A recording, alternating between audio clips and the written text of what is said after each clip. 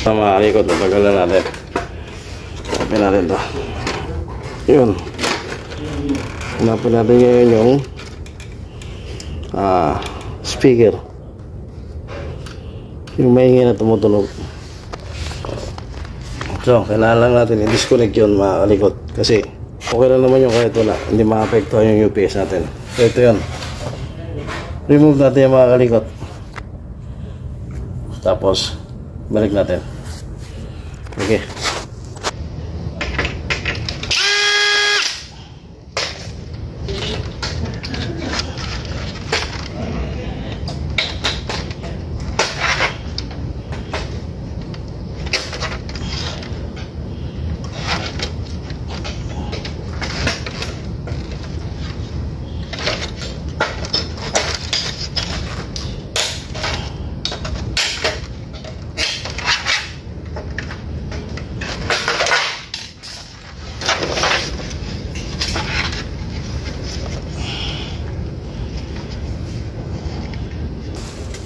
Ito mga kalikot, natanggal ko na. Disconnect lang natin to. Itong buzzer na to. Tapos yun, okay na.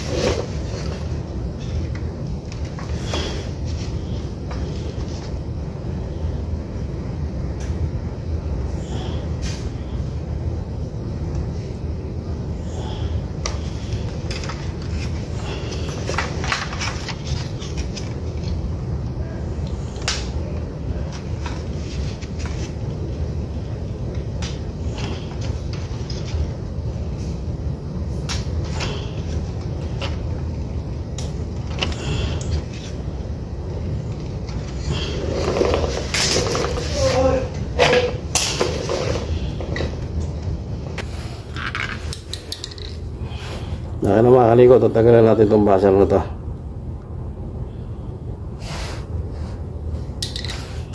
Ito siya. Yan. Buzzer. Okay, tapos ibalik na natin.